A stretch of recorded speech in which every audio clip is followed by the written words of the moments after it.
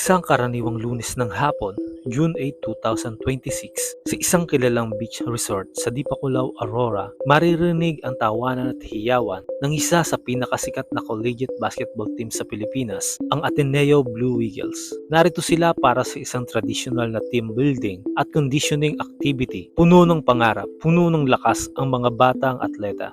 Ngunit sa loob lamang ng ilang minuto, ang saya ay napalitan ng matinding kilabot. Apat na manlalaro ang biglang tinangay ng hindi nakikitang puwersa sa ilalim ng tubig. Dalawa sa kanila ang mapalad na naligtas ng mga kasamahan, ngunit ang dalawa pa ay tuluyang nilamon ng malalim na karagatan. Sina Rene Clark Bobet Baterbonia, 18 taong gulang, isang rising rookie star, at si Chukwemeka Divine Adile, 21 taong gulang, na foreign student athlete mula sa Nigeria.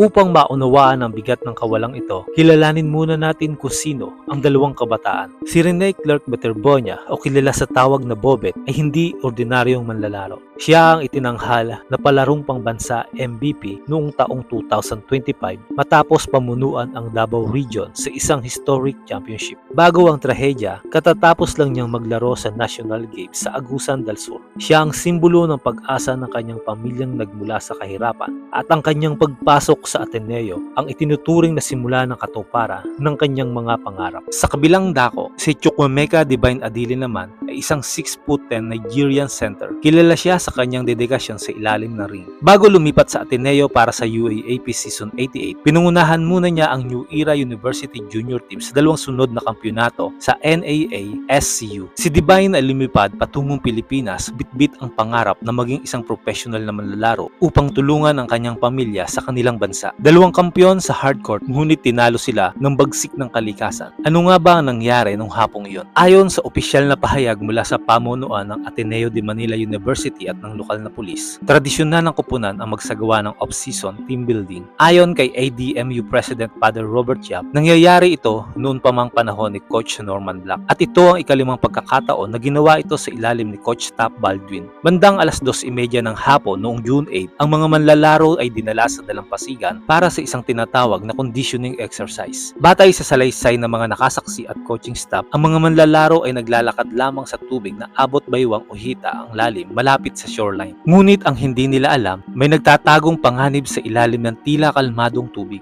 Ayon sa ulat ng Police Region Office 3, habang naglalakad ang mga atleta, bigla silang nakatapak sa isang bahagi ng dagat nang biglang lumalim. Kasabay nito ang paghampas ng mga alon at ang paghila ng isang napakalakas na rip current. Apat na manlalaro, kabilang ang kilalang standout na sina Keeper Alas at Kyle Gamber, ang biglang natangay palabas sa malalim na bahagi ng dagat. Nagkaroon ng matinding kaguluhan. Sinubukan ng mga kasamahan at ng coaching staff na i-rescue ang mga biktima. Nagawang mahila pabalik sa pangpang sina Alas at Gamber, ngunit sina Rene at Divine ay tuluyang naanod ng agos. Ayon sa pahayag ng abogado ng resort, ang insidente ay naganap mga 700 metro hanggang 1 kilometro ang layo mula sa mismong tinitirahang resort ng kupunan. Sa isang mas liblib na bahagi ng baybayin, agad namang rumisponde ang lifeguard at ang may-ari ng resort gamit ang surfboard. Ngunit lumipas ang halos 30 hanggang 40 minuto bago tuluyang na-recover ang walang buhay na katawan ng dalawang basketballista. Ano nga ba ang rip current na siyang itinuturong dahilan ng Philippine Coast Guard at ng pulisya sa pagkamatay ng dalawang atleta?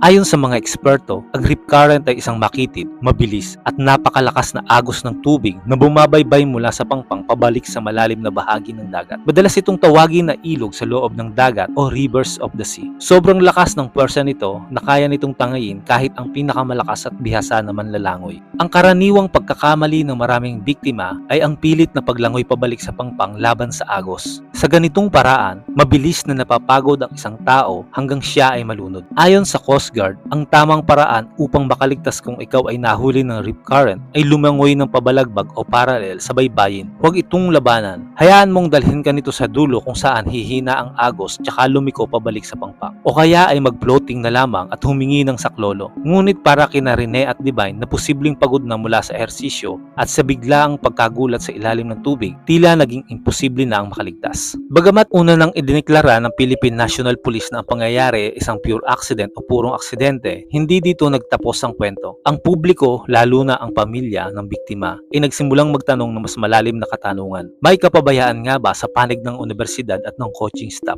Ang nanay ni Rene na si Robilyn Baterbonia ay emosyonal na humarap sa media. Sinabi niya na hindi ipinaliwanag sa kanya na isa sa ilalim sa ganung uri ng mapanganib na pagsasanay ang kanyang anak sa dagat. Lumitaw din ang mga espekulasyon na baka may iba pang naganap na mabibigat na drills, gaya ng maling-maling balita ukol sa paggamit ng ankle weights na mariin namang itinanggi ng universidad. Dahil sa matinding pressure at sa nagaganap na pagsisiyasat, isang malaking balita ang yumanig sa UAAP community. 7 araw matapos ang trahedya, opisyal na kinumpirma ng Ateneo ang pagbibitiw sa tungkulin nila head coach Top Baldwin at team manager Christopher Epo Kimpo. Humingi ng paumanhin si Baldwin sa isang video message, ngunit para sa mga pamilya, hindi sapat ang simpleng paghingi ng tawad. Sa ngayon, pumasok na sa eksena ang iba't ibang ahensya ng gobyerno, ang National Bureau of Investigation o NBI at ang Department of Justice o DOH ay naglungsad ng hiwalay o parallel na investigasyon upang tingnan kung may civil o criminal liability ang paaralan dahil sa posibleng kapabayaan sa safety protocols. Higit pa rito, ang Department of Interior and Local Government o DILG sa pamamagitan ng PNP-CIDG ay naglabas ng mga sabpina para sa mahigit 20 individual,